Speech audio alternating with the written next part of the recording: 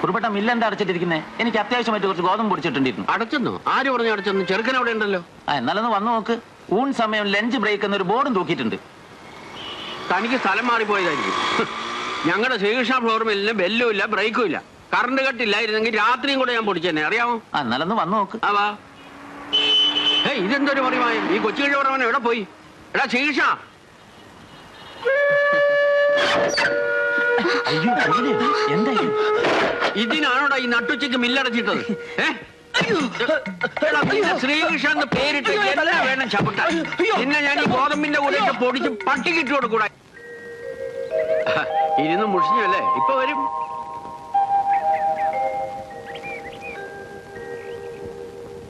ഇദ്ദേഹമാണ് പെൺകുട്ടിയുടെ അച്ഛൻ കൈമൾ. ഇത് അമ്മ ഗൗരിയമ്മ. ഇത് ഏക സഹോദരൻ പ്രഭാകരൻ, പോലീസാ. ഇത് നളിനൻ. ഇവിടെയൊക്കെ കണ്ടു കാണും. നളിനനും പ്രഭാകരനും കൂടപ്പുറപ്പുകളെ പോലെ. ഇതെന്റെ ഭാര്യ ദാക്ഷായിനി. ദാക്ഷായിനി അമ്മ. എന്റെ ചെക്കൻ ചെയ്തത് തെറ്റ് തന്നെ. കന്യകയായ ഒരു പെണ്ണിനെ പറഞ്ഞ് പ്രലോഭിപ്പിച്ച് പണം ദാക്ഷാണിയമ്മയ്ക്ക് പ്രശ്നമല്ല. ഞാൻ തറവാട്ടുകാരിയാ. എനിക്ക് പ്രശ്നം ജാതിയും തറവാട്ട് മഹിമയുമാണ്. ഞാനും തറവാട്ടുകാരൻ തന്നെയാ. ഒന്നാന്തരം നായർ, പാട്ടത്തിൽ കൈമൾ.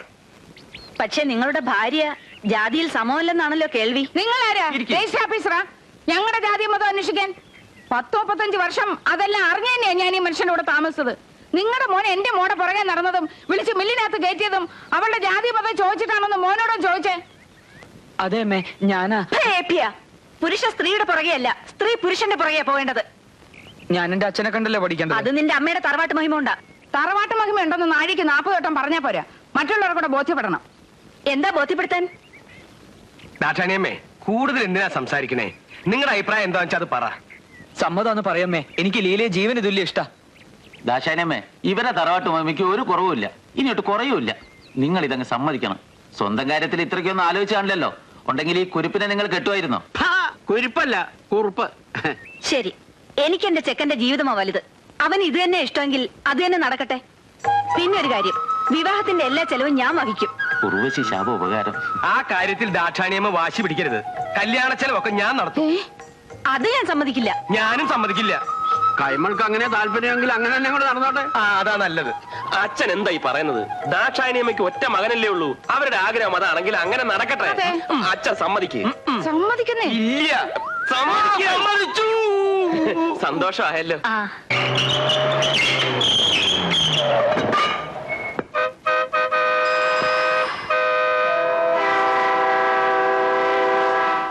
സാറേ, തൊഴി കൊണ്ട് അടിവേരെല്ലാം കലങ്ങി.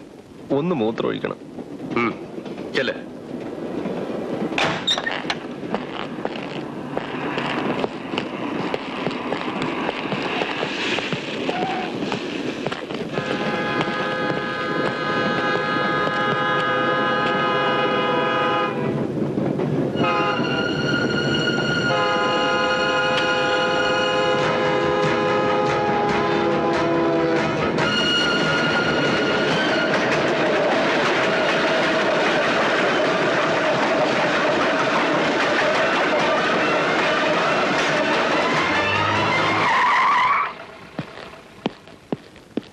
സബ്ജയിലിൽ നിന്ന് കോടതിയിലേക്ക് കൊണ്ടുവന്നതിനിടയിൽ ആ വാസു കടന്നളഞ്ഞത്രേ. അയ്യോ, നമ്മളെ കയ്യിൽ നല്ലല്ലോ സാർ ചാടിപ്പോയത്. പിന്നെ നമുക്കെന്താ പ്രശ്നം? പ്രശ്നമുണ്ടോ? പ്രഭാകരന് ഓൻ സൂക്ഷിക്കണം. ഇത്തവണ അവൻ ചാടി രണ്ടും കൽപ്പിച്ചു തന്നെയാ. വാസുവിന് ജയിലിലേക്ക് കൊണ്ടുപോകുമ്പോഴേ അവൻ പറഞ്ഞിരുന്നു പ്രഭാകരനെ വെച്ചേക്കൂലെന്ന്. എന്നിട്ട് നിങ്ങൾ എന്തുകൊണ്ടാ വിവരം പറഞ്ഞില്ല? പ്രതീക്ഷിച്ചിട്ടില്ലല്ലോ അവൻ ചാടി പോകുന്നു. പ്രഭാകരൻ, നമ്മുടെ റെസ്പോൺസിബിലിറ്റി തീർന്നിട്ടില്ല. നിങ്ങൾ ഒന്നുകൂടി ശ്രമിക്കണം. ഇത് കൊലച്ചോറ് തന്നെയാണ്. എല്ലാം വിധിയാണ് മോനെ.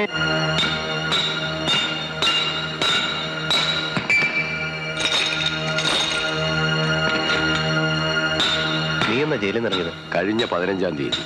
നീ എന്നോട് പറ, എനിക്കൊരു കണക്ക് തീർക്കാനുണ്ട്. ഇന്നോ? ഇപ്പോ തന്നെ.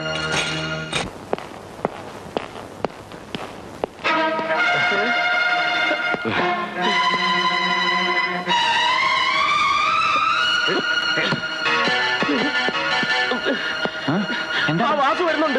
ഒന്നി പഠിച്ച 3 ഇപ്രാവശ്യം തട്ടി തന്നെ. അയ്യോ,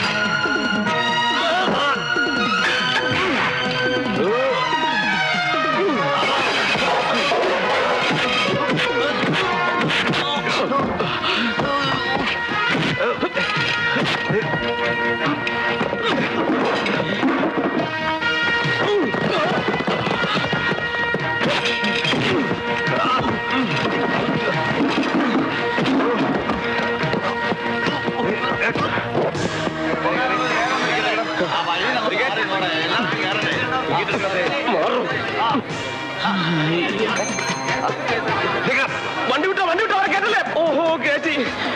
പോലീസുകാർ കള്ളന്മാരെ ഓടിക്കാറാണ്. നേരെ പറഞ്ഞാണല്ലോ.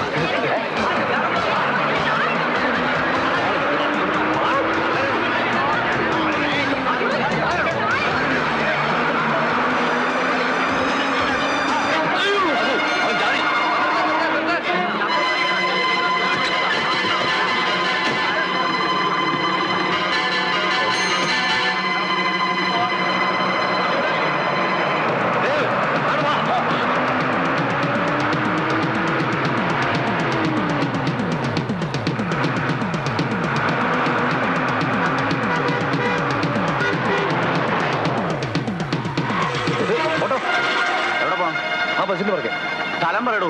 പുറകെ മുമ്പേ പോവാൻ വേറെ ആളെ അന്വേഷിച്ചു. അയ്യോ വണ്ടി എടുത്തേ.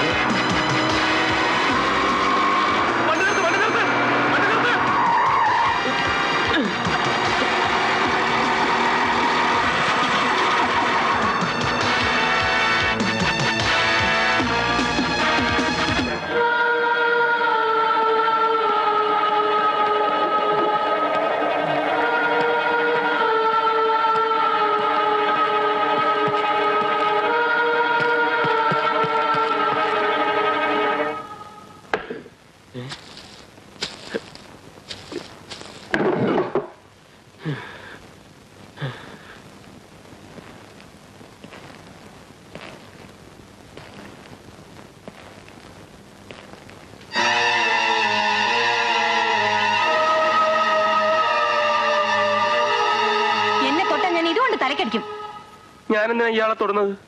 ഒരു കുറ്റം ചെയ്യാത്ത എന്നെ അറസ്റ്റ് ചെയ്തോണ്ട് പോകാൻ വന്നതാണല്ലേ? ചുണയുണ്ടെങ്കിൽ ആ ദ്രോഹിയെ പോയി പിടിക്കേ. ആരുടെ കാര്യമാണ് നീ പറയുന്നത്? വേവിച്ച മുതലാളിയുടെ കാര്യം. എന്റെ കൊച്ചെ, ഞാൻ നിന്നെ പിടിക്കാനൊന്നും വന്നതല്ല, ഇവിടെ ഒളിച്ചിരിക്കാൻ കയറിയതാ. കള്ളം. നിങ്ങൾ പോലീസല്ലേ? പോലീസ് എന്തിനാ ഒളിച്ചിരിക്കുന്നത്? പോലീസുകാരനും മനുഷ്യനാ, അവനും ജീവനിൽ കൊതിയുണ്ട്. ഗതി കെട്ടാൽ അവനും ഓടും, ഒളിക്കും.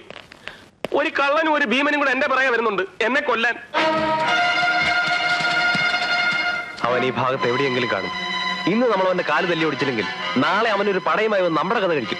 ഞാൻ ഇതിലേ പോയി നോക്കാം.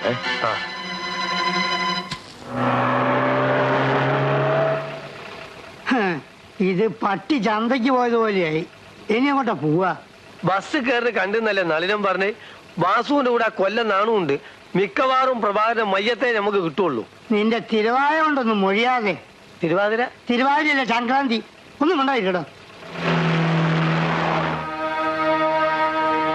സാറ് ശരിക്കും പോലീസ് തന്നെയാണോ? അതെ, പ്രഭാകരൻ എന്നാണ് എന്റെ പേര്. ഇയാളുടെ പേരെന്താ? ഇന്ദു.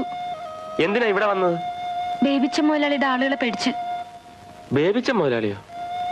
വീട്ടിലാരൊക്കെ ഉണ്ട്? അമ്മ, പിന്നെ ചിറ്റപ്പൻ. ചിറ്റപ്പനോ? അതെ, രണ്ടാനച്ഛൻ. ഓഹോ, അപ്പൊ അമ്മ പെശകല്ലേ? അയ്യോ അല്ല, എന്റെ അമ്മ ഗതിയില്ലാതെ വന്നപ്പോ അങ്ങനെ അങ്ങ് ആയിപ്പോയതാ. ഇന്ദുവിന് കൂടപ്പറപ്പോൾ ആരുമില്ലേ? ഒരു ചേട്ടനുണ്ട്. 12-ാം വയസ്സിൽ കറിക്കത്തി കൊണ്ട് ചിറ്റപ്പനെ വെട്ടി ഓടിപ്പോയതാ. പിന്നെ സർവത്ര പിഴയായി, ചത്തുപോയതിന് സമം.